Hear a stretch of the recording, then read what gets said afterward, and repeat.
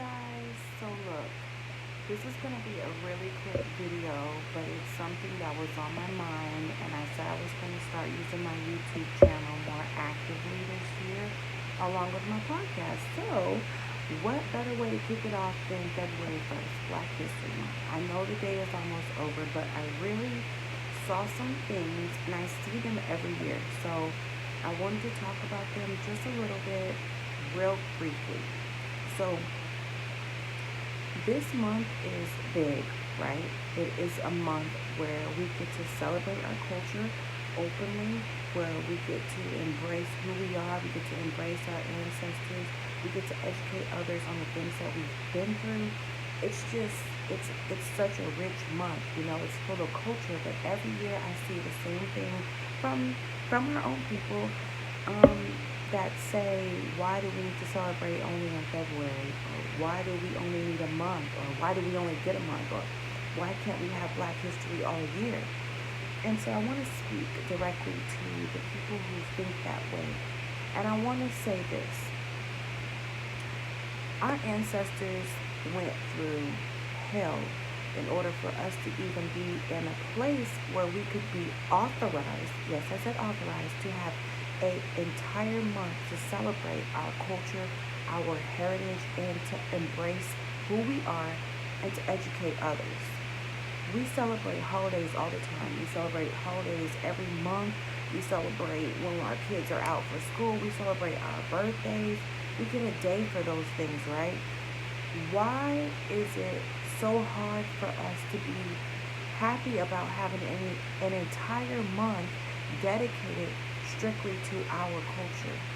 This doesn't take away the other 11 months.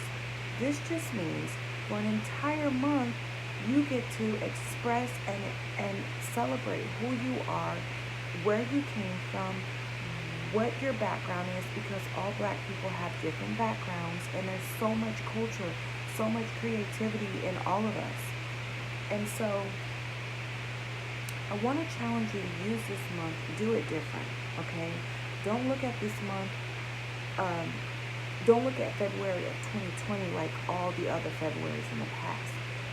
Do something different. This year, I'm going every day for 29 days. I will be posting a movie that is culturally rich, a movie that can educate others on the struggles of being a Black person in the world, not just in the United States, in the world. And I think that's the importance of Black History Month. We get to teach other cultures something that they may not know about us. Look, we are at a disadvantage. We are always going to be at a disadvantage if we do not utilize the tools that are given to us to help us succeed or to go further. So for me, Black History Month is huge because I get to use my mouth and my voice to share cultural aspects about me, my family, my ancestors, in hopes that it will reach someone else from another culture and they will learn something that they did not know. And when that happens, you spark conversations, you pique interest, and you open up mindsets so that people can absorb and receive who you are or what you're about. And then you can change the stigma of your people. Maybe that one person that used to look at you this way won't look at you that way anymore. If that makes sense. I hope that makes sense, okay? So, Black History Month it's big.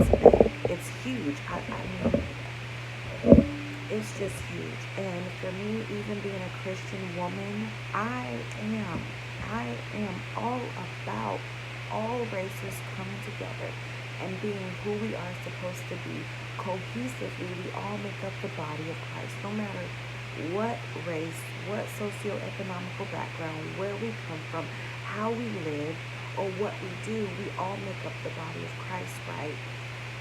But I'm not ignorant to the fact that Black people, brown people are at a disadvantage predominantly in our country, the United States, and around the world.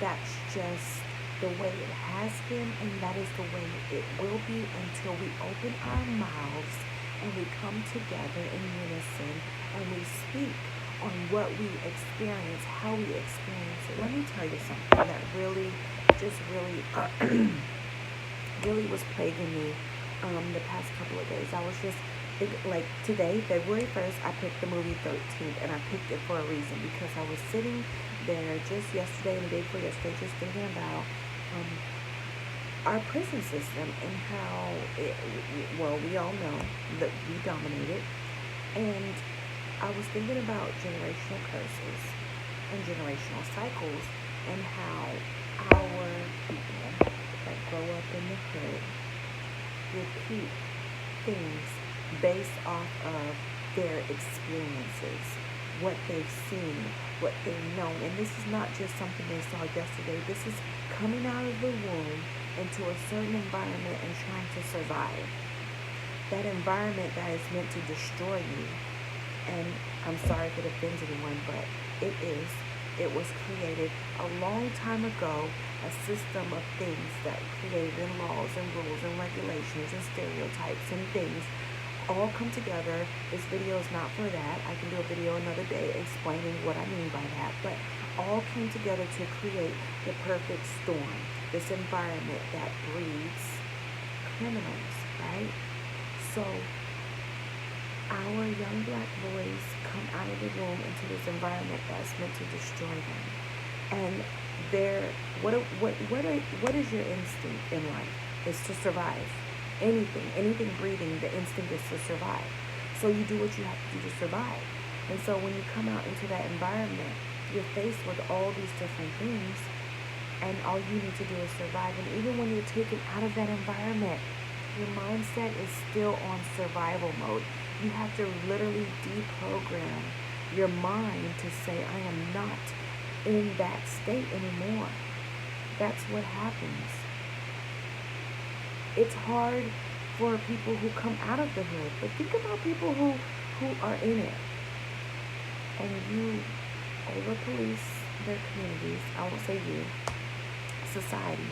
We over-police our communities, because it's all of our community. We over-police our communities because of what's bred out of them, and some of that is rightfully so. I know that's hard to hear, but some of that is rightfully so because of the things that are produced. But I want to say that those are not the only places where those things are produced, right? It's just that you know that they're produced there. You know because of patterns and behavior and generational cycles that those things are going to be produced there. But that doesn't mean that they're not produced somewhere else. And so we end up in this battle, right? But the fact is, it's a mental issue. It's a mindset issue. Until we start educating others on our struggles and the struggles of our parents and our grandparents and those before them, then they won't be able to understand the battle that is going on in that environment. And so that's just one little thing that was on my mind. I didn't even get to go deep. Okay, there's so much more that I could say about it, but I want to challenge you to use this month to do something different. Use this month to speak in a way that you've never spoken before. Use this month to speak to a person you've never spoken to before. Use this month to educate someone. If you put it out on your Facebook, if you put it out on your Instagram, if you put it out when you pick up the phone and you talk to someone at work, however you put it out, you put it out in the grocery store when you're passing someone, if you put a sticker on your car, I don't care what you do. Use this month to do it different. Use this month, okay? This is a tool given to you. There are tools given to us all the time, and we ignore them because we don't understand the magnitude of them. Well, I'm telling you that this is huge. This month is a big deal.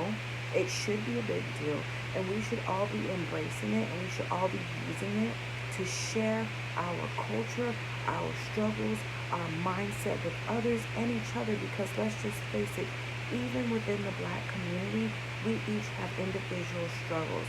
We all have grown up differently, and we all have something that we have to give to one another to help us even understand within our community, and we even have divides within our communities because of those differences.